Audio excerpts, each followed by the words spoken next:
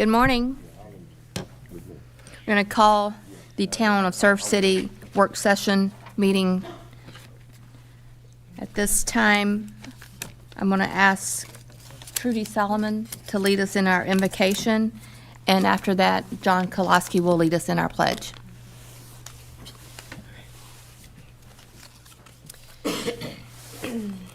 Dear Heavenly Father, thank you for having us all here today. Thank you for giving us some sunshine. We would enjoy some warmer weather. But Lord, we are thankful to be here. We're thankful for all who are involved in this town, all who are part of it, who live in it, who enjoy it, who come to visit it, who just say all the wonderful things about Surf City. Lord, as we go on with our day here, please help us to listen well, help us to speak well, help us to represent truth and the honor of this community and its citizens, and help us always to do those things, striving to do well with what you've given us for our people here, with the resources provided. We ask special prayers over those who are sick, who are hurting, who have experienced loss. Our community is just so loving and kind. Help us to reach out to those in need. We pray these things in Jesus' name. Amen.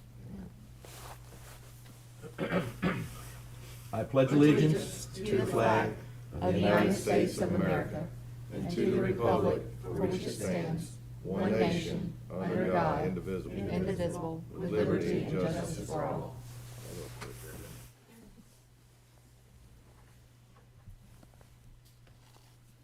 Again, welcome to this February 21st work session. It's a very cold morning, so we're the ones that did join us. We're happy to have you here.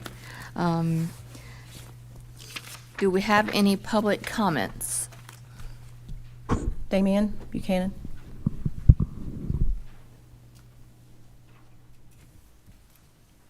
Good morning, Madam Mayor and Council. My name is Damian Buchanan. I live here at 499 Atkinson Point Road here in Surf City. I'm up here before you today simply to thank a public servant, Amy Kimes, her dedication and time here with Surf City as the Surf City Planning Director. In addition to all her volunteer efforts she does in our community, she'll be leaving us soon. And as someone who's served both as the chairman of the Multi-Use Planning Committee, her efforts working with us has laid a great foundation for that program. Privately, as a real estate broker in the community, her intelligence and understanding of and assistance in working through difficult zoning issues in the private sector is outstanding. The work that our staff does in our community is underlooked many times, and as someone who's served in planning boards in our county, I can tell you that what staff does is technical, it's difficult, there's a lot of give and take sometimes, and I think that she's going to be a great loss to our community, and I wish her much luck at her next opportunity. Thank you. Thank you. We will miss her very much. Very, very much. Any other public comment? All right, so do I have a motion to approve the agenda? I'll make a motion to approve the agenda. Second. A motion and a second. All those in favor say aye. Aye. All those opposed, same sign. Motion carries to approve the agenda. Item number 1 is fee schedule for parking, and I believe Kyle is going to lead us in discussion. Morning, Madam Mayor and fellow council members, staff and public. Before you is a fee schedule amendment request. Overall, what we are seeking to do is be able to have a adjustable fee schedule for our what we consider our B lots, which are our $3 lots. The purpose of this is to try to offer some flexible pricing. What we have looked at in the past is for underutilized parking areas within our system, finding ways to be able to direct consumers and parkers down to those areas to provide additional parking inventory in our more high demand areas. What we did to build the foundation for this is establish a separate P code, which is a independent code that people basically text, but that allows us to isolate revenues to a certain area and understand what the occupancy of those areas are. So what I'm asking is for on the fee schedule to place the B lots from a $1 to $5 range so that we can continue to refine the business side of our parking program and look at making improvements and providing those offerings to our parkers. So that is what I am requesting. This does not immediately change any pricing. And if we do make adjustments to a certain parking area, we would like to advertise that, especially to get the word out so that people may be able to take advantage of perhaps a reduced cost pricing. Anyone have any questions for Kyle? You just need a consensus here? Just a consensus, Yeah, yeah. okay. Yeah. Okay, I agree. It's just that one thing. Yeah. Yep. All right, we'll move forward. Ordinance amendment, and that is going to be Kyle as well. All right, so this is directly directly involved with the parking again. In the ordinance, Chapter 17, Section 103, there's provisions that basically waive the parking management, and this is really only focused in one area where we have a high concentration of very large participant places of worship around Wilmington Avenue, North Topsail, and North Shore. And the ordinance essentially allows for parking to occur here without cost until 12 p.m. on Sundays. And in conversation with one of the two pastors of the churches there, their participation in church activities on Sundays has been exponential and continues to grow. So the request in which I'm carrying forward is to extend that parking time to 12:30 in order to accommodate an additional service that is being offered on Sundays. So an additional 30 minutes to be added to that ordinance to provide a little bit of relief for those parking participants. Again, you're just looking for a consensus? Just a consensus. I agree. Yes. Everybody agree? Yep. All right. And if Madam Mayor, if I may, I just wanted to kind of go over a couple of things with parking, if it's appropriate to kind of give the board some Sure. updates. We didn't spend a lot of time with this, or any time really at all, at our retreat.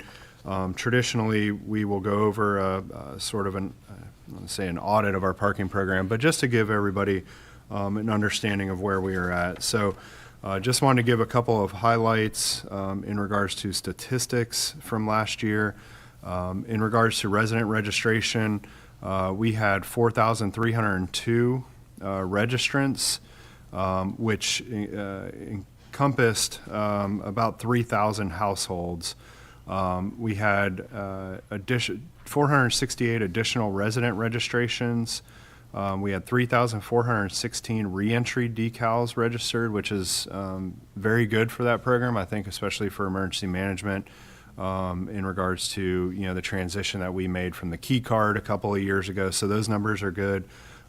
Season pass sales, we had 309 at the full price or regular price. And then we sold 382 at the discounted price, which the town offers discounts to senior citizens, ETJ residents, and military members and retirees. So actually sold more of the discounts than we did at regular. Our overall revenue for paid parking was a little bit down this year. That generally is tied to weather patterns, and within the reports that we get, we do see some snapshots of what that weather looked like, especially on large days, Memorial Day, Labor Day, and 3rd of July or 4th of July holiday. But again, overall, I think we'll see that averaged out, to around 1 million in net revenues for the town. So the parking program, again, is performing well.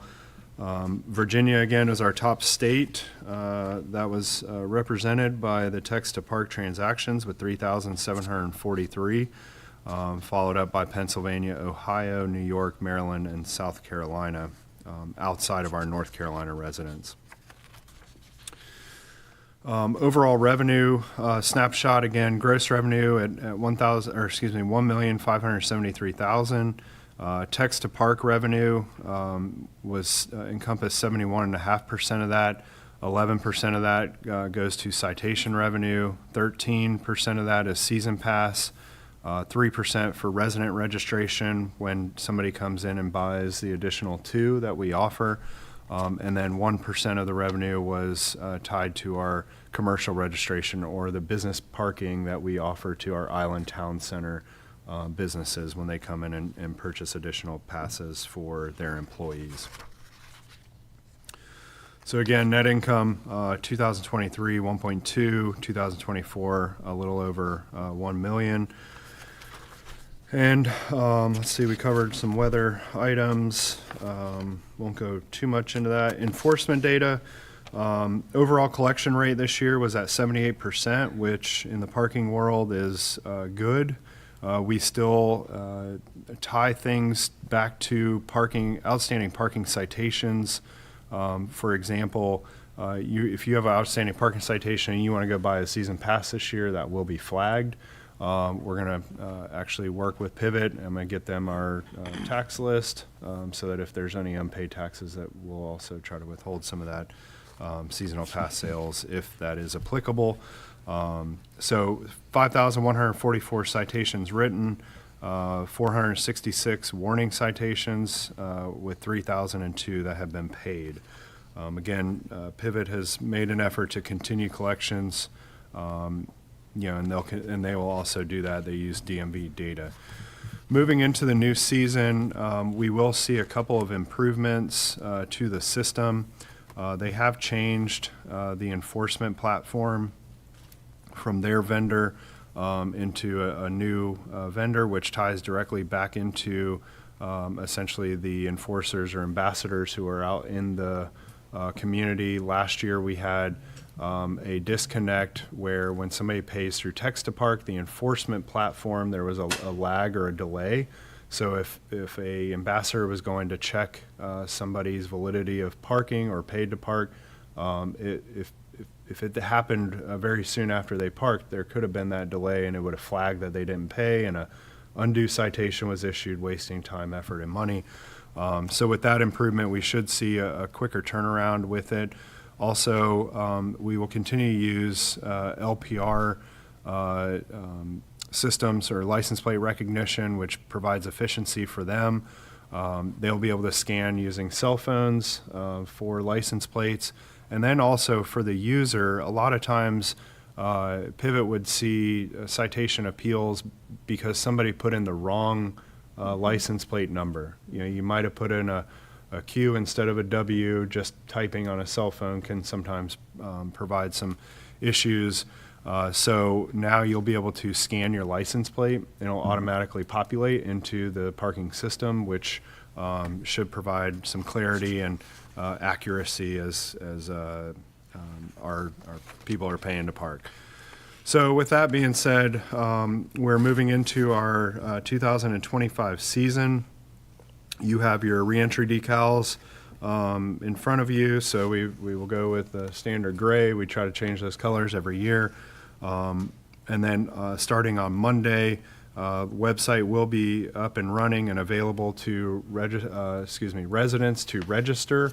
As a reminder, residents still have to register every year, but if they registered last year and there's no changes, you don't have to upload any additional documentation like your tax records, etc. So that is an efficiency for our residents to go and do that, but they are required to do that every year. So with that being said, everything is going to be kicking off next Monday.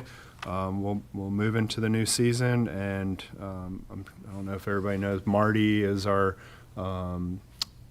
Surf City manager over in the Pivot office. So she's our immediate point of contact. And again, when we met with them the other day, they asked if we knew anybody that was looking for some part-time work, because ambassador positions are open, and we love to see residents of our community in those positions because they certainly know the lay of the land. So be happy to answer any questions, Madam Mayor and Council, if you have any. Or If you need me to send anything over, I'll be happy to do that as well. One question. Yes, Just sir. a data point. The curiosity. And you may have covered, I just don't know the terminology 100%. Household residence gets 2, Yes. and then you can buy an additional. Yes. Was that one of the numbers you said, that the Yes. additional purchase, was that one of the numbers? that we talked 1% about? of our revenue, yes, sir. Was that the 309? No, those are season pass numbers. So we offer, well, we've capped this at 750 season passes. Those are $300 that anybody can come and buy. And that gives them opportunity to park within the system throughout the season. I was just curious, I was trying to, in my head, figure out how many residents, full-time residents, felt like they were needing to purchase an additional decal. Kyle, I have a question. Do we have any part of this program that residents that have on-road golf carts can get a sticker? Yes, Do we do that the same way? It is the exact same thing. So you have the choice to register your vehicle or your golf cart. Again, the golf cart has to be a registered golf cart, just to follow any other laws and rules. Does it affect how many stickers you get? Yes. Okay, It's so- treated the exact same as a Yeah, but vehicle. so you're allowed, what, 2? You get 2 for free, or complimentary, I should say, and then you're able to purchase 2 additional at $100 apiece. Yep. And we try to implement golf cart parking only throughout our system. A, it's much more efficient than a vehicle, but B, we do have a lot of residents or visitors that have golf carts that like to take those to the beach. So. Thank you, Cal. Yes, thank you.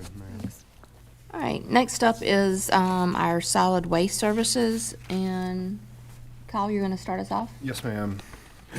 Thank you again, Madam Mayor. We are generally what I feel is the conclusion of a several-month process, 2 iterations of a request for proposal that followed a interlocal agreement between the 4 towns of Topsail Beach, Surf City, North Topsail Beach, and Hawley Ridge. So collectively, the RFP for solid waste services was issued. We felt like there was an opportunity to seek additional interest in that, so we reissued the RFP to collect additional potential vendors. In total, we had 4 submittals for the service, and according to the interlocal agreement, the solid waste review team unanimously recommended GFL to continue the service here in Surf City. For other towns, there may be a transition that needs to occur. However, the contract between the vendor and the towns are all individual and separate, so GFL will negotiate a separate contract with each of the other towns, but that'll still be in essentially harmony with the request for proposal and then the proposals that were submitted. So we will not get a different price than another entity or different standards of the contract that we have published within our request for proposals. So with that being said, the contract is a 5-year contract beginning July 1, 2025 and ending June 30, 2030, which will be the initial term. That may be extended for a subsequent additional 3-year term after that. Residential collections for trash and recycling will remain consistent. So we will not expect a day change for those pickups. Right now we do South Island on Monday, North Island on Tuesday, and Mainland on Wednesday. And then our seasonal or second trash pickup will be on Fridays from May through September. Again, nothing really is changing too drastically. Working with GFL, every service address will get new carts. So regardless if it was new construction and you got a new cart 2 months ago, each customer will receive a new trash and recycling cart. Due to timing, I felt like it would be pertinent to delay this until November. So we'll work with GFL, as it'll be a fairly large operation of staging carts and deploying those. So we wanted to wait till after the season to get that implemented.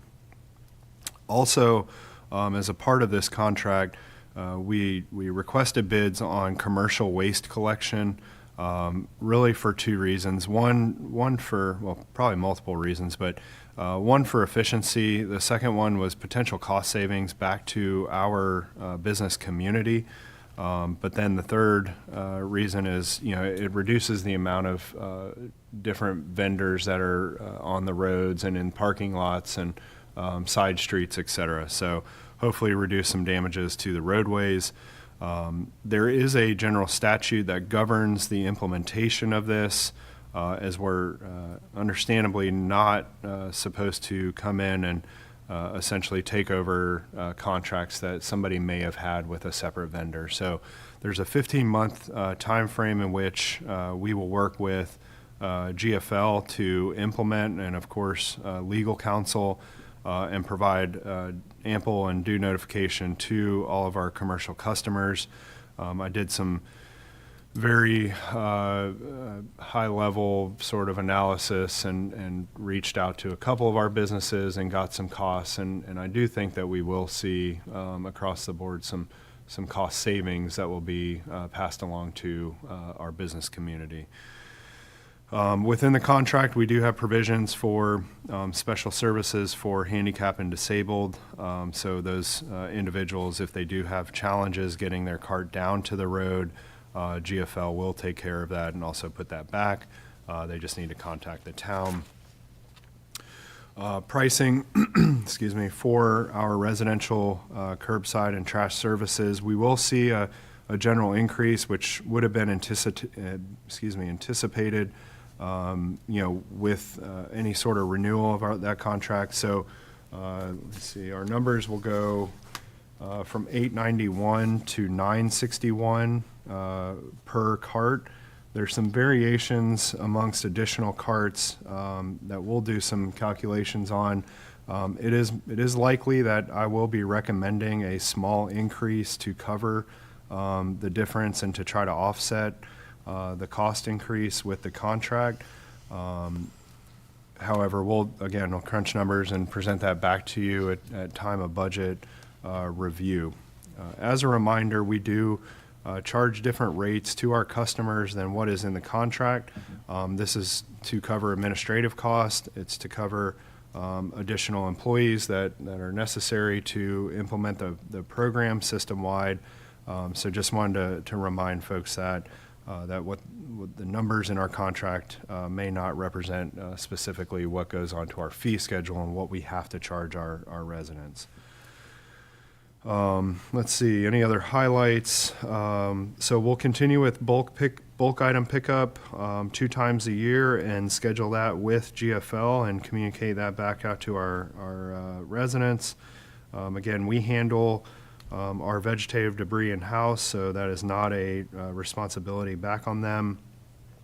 And then any sort of annualized adjustments, within the contract is pretty common to see this, but that adjustment will be based on the consumer price index.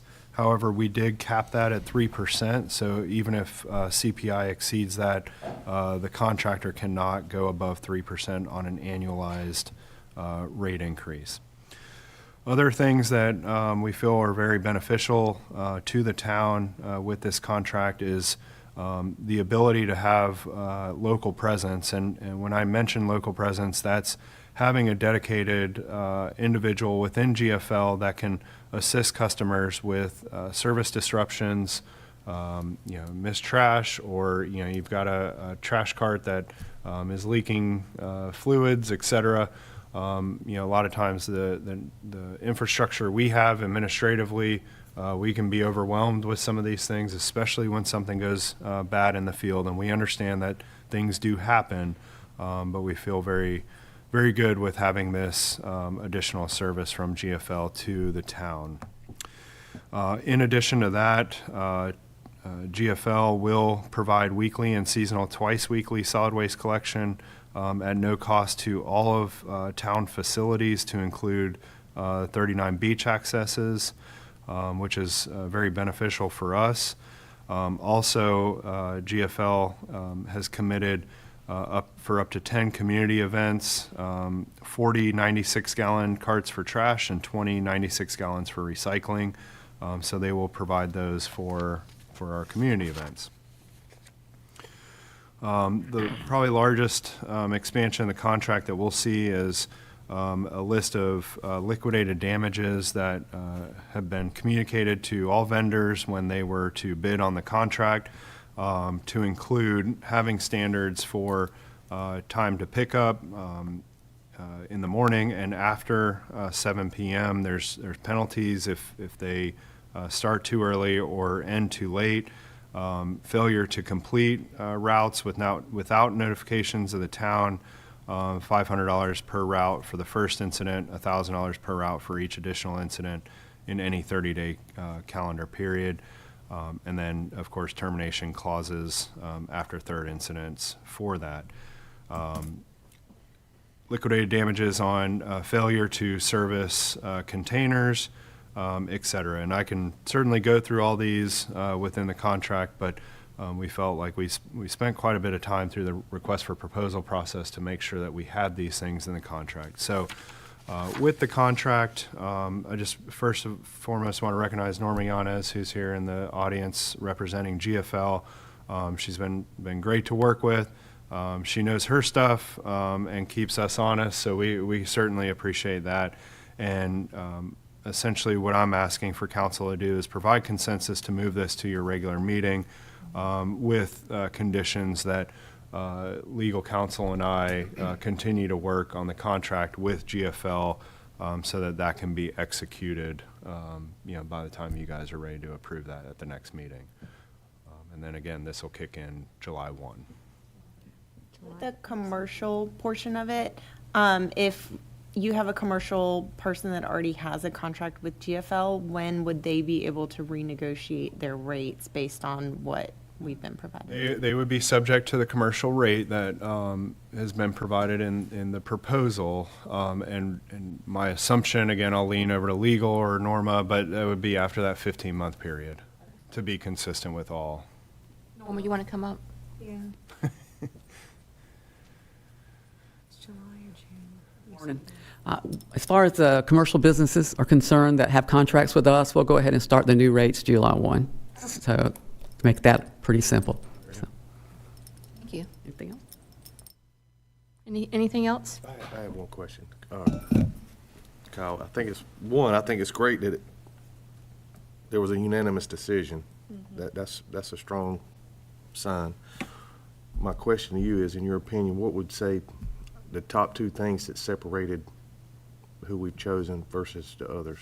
Yeah, so the primary driver is dollars and cents. We'll go around, yeah. It is, and we felt that with the way that the request for proposals was written and expectations for contracts, the service side elements to this contract can be handled through that with punishments, I guess you can say. I would say, based on the proposals that we received, all the vendors are very community service oriented. They want to do a good job. There was not a major doubt, except for we did have two vendors that would have had to immediately ramp up their services because taking on 4 towns would have been a pretty big job for them. Not saying they could not do that, but that would have caused a little bit of concern for us. So. I have a question. Is there anything in place? I know that as you travel the island during our summer season, there are some houses that accommodate 15 people. Some houses accommodate 10 or 5, but they also have 15 people. Is there a way, and is it our responsibility to reach out to these homeowners to say, you don't have enough trash cans because some of your trash doesn't fit into the 2 containers you have, so there's over piles on the street and driveways? How do we, I'm just trying to think of how we can. It's a great question, Councilman. This is going to be a great segue into some ordinances that we will be addressing. Our thought on this, so Sean is in the audience. We transitioned from being a service enforcement program into now a pre-service enforcement program. Because we have the rollback that occurs on the island, we know that's being taken care of. That was our number one issue, was, people leaving the carts out. Well, now we've got a little bit more proactivity to go out and assess trash carts. And in our ordinance, you're not allowed to have bags sitting out of the cart. According to the contract, they will not pick them up. And then also, the other thing that we'll be addressing with some ordinance change is how we are determining overfill of trash carts. Does that, in our environment, we have the wind, and any sort of gap in that lid to trash can cause it to open up. Too often, we have seen, and everybody has seen, those pretty blackbirds that come in and sit on the side of the trash cart and start picking at the trash. Once one gets in, they all get in, and we have a bigger issue. So our thought process behind this is having an evaluation, having a warning system. Second thing is that we have basically a penalty that we will add a cart to your account. You do not get to choose at that point. And then if you continue to overfill or place beyond that is when citations start coming into play. One other small thing.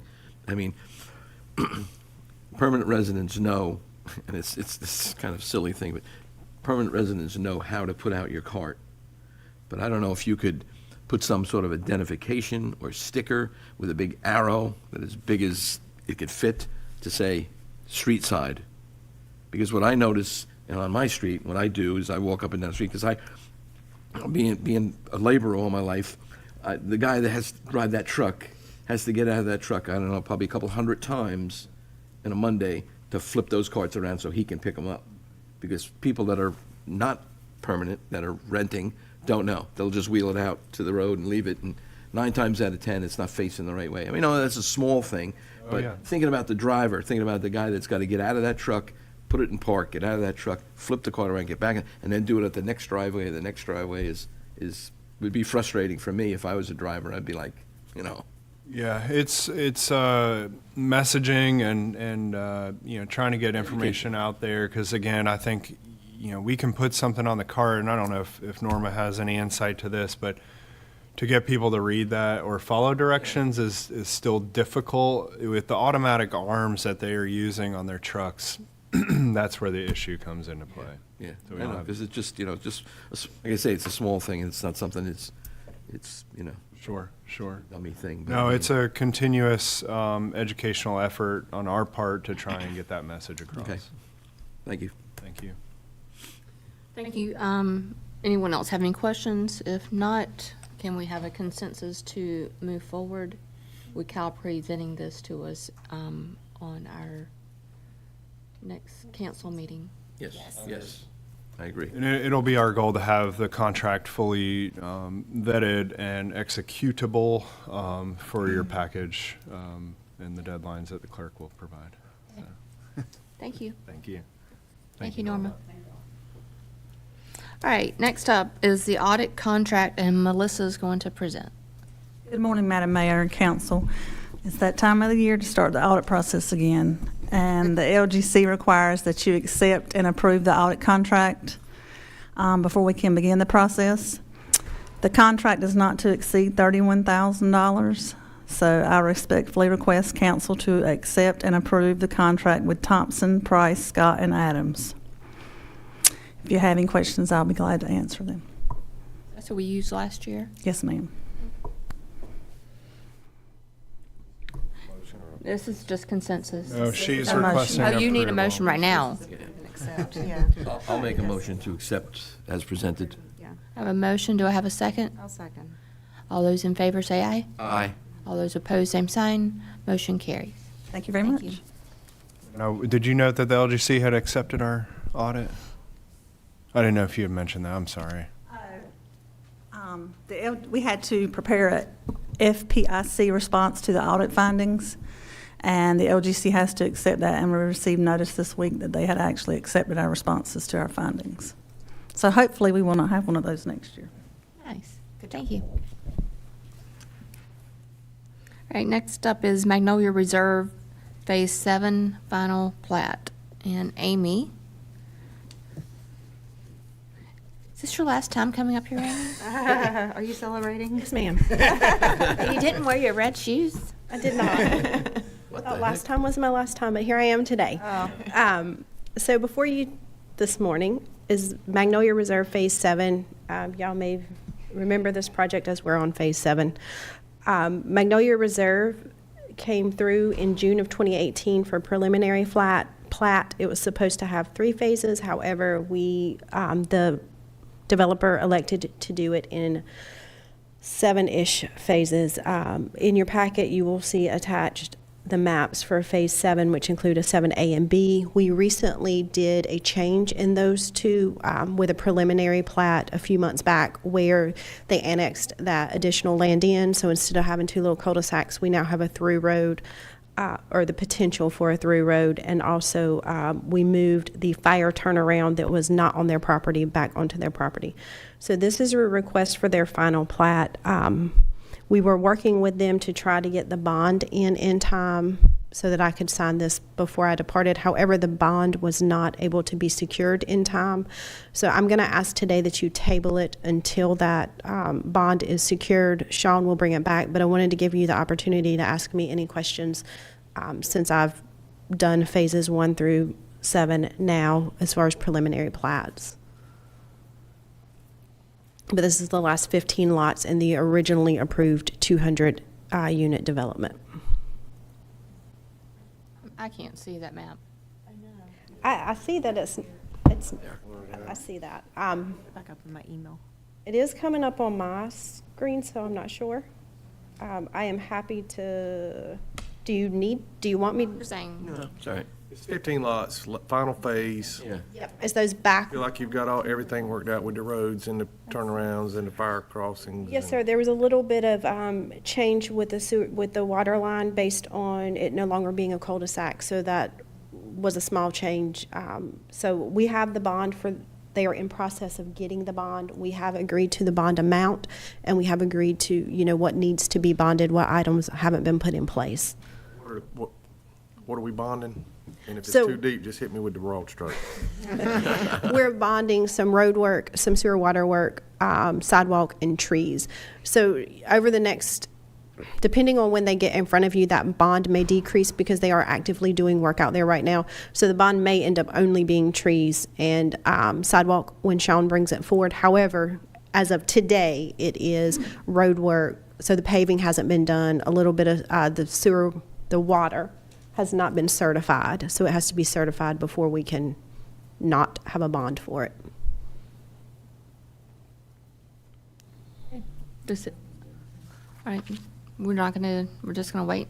We're gonna wait. Table it until we get the money. bond. We're gonna wait until we get the money. All right, one last thing, and I know this gentleman hit earlier. I want to thank Amy personally for what she's helped me understand her program over the years. That when I was a liaison, it's been invaluable to me, and I do hope things go well for you in Jacksonville, and I'm very excited for that for you. But I'm also very upset that we'll no longer have that relationship where I get to aggravate you every week asking questions. I mean, it'll text me for a little bit. You get a little bit of time after I leave if you have a question that you can text me. She just I gets do to have one aggravate last- you as a resident. There you go. I do have one last question. Yes, sir. I'm not sure what's there on your shoulder. I can't tell if that's feathers or not. Are you raising chickens in your house? No. Did you build a chicken coop? No. Okay. We're gonna be. However, in a few months, I may stand up here as a citizen and tell you how great chickens are, and how expensive eggs are. Y'all are right? killing me. I know. Yeah, but you don't want to touch the bird flu. I mean, I'll take them to the vet. It'll be fine. Get to the vet. Thank you, Amy. Motion to table it or no? No, No, just yeah. table it.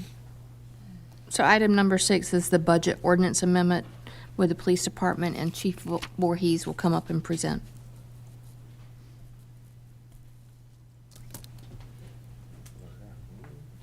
We don't have any chickens out back, so you don't have to worry about it. Anyway, good morning. It's good to be here. Good to see everybody. Unfortunately, we had one of our patrol vehicles totaled in a traffic accident. The officer was not injured. It was not his fault. He was rear-ended from behind, which pushed him into another vehicle. We had suffered heavy damage in the front and back and folded the frame like an accordion. It took the adjuster all of about a minute to decide that the truck was totaled. So following our vehicle plan, every year during the budget process, we purchase a certain number of vehicles and take into consideration our operational readiness so we have safe, reliable vehicles for our officers to use and to travel in, and we're on a cycle of about replacing all our vehicles in about 8 to 10 years. So what happens is that vehicle is in service. Towards the end of its service life, it gets moved to a pool vehicle, which is a spare, and it lives out its final years in that spare. We can use it, and then we'll finally retire it.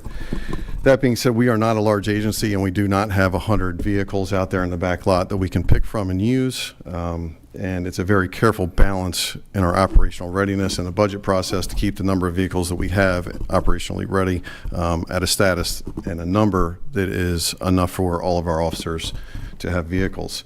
When we lose a vehicle that's only halfway through its service life, it's very detrimental to the PD, and we're asking for monies to purchase a new vehicle immediately. We found a replacement vehicle. They're holding it for us, and I'm asking for approval today on this so that we can move forward with that. We need a motion to approve to move forward so the chief can buy a new truck. We'll be getting insurance. I'm Yes, guessing. ma'am. We'll be getting money back. How much it is, I don't know, but they'll be paying. So when we talked to the adjuster, they said that they would give us the fair market value for the truck, plus cover all the equipment that goes into the truck. And, so we have the vehicle price, then we have upfit price. So they're going to compensate us both on both of those. How much that final number is, I don't know right now. Is there any equipment in the car that could be used again? Unfortunately, because the car is older, Okay. the equipment, Was the models change, and it seems like every year we can't recycle our equipment because they change something small inside the car, and then the equipment doesn't fit anymore. That equipment goes into a surplus sale? Again, ma'am? Equipment goes into a surplus sale? So the equipment usually goes with the vehicle, except for we pull the blue lights out of them, and we can use parts out of those, and we usually pull the siren box, stuff like that, and we use it for spare parts at that point. I'll make a motion to approve. second. Motion and a second. All those in favor say aye. Aye. All those opposed, same sign. Motion carries. Thank you. Have a good Friday. If there is nothing else anyone needs to add, I will request a motion to adjourn. I'll make a motion to adjourn. I'll second it. All those in favor say aye. Aye. We are adjourned.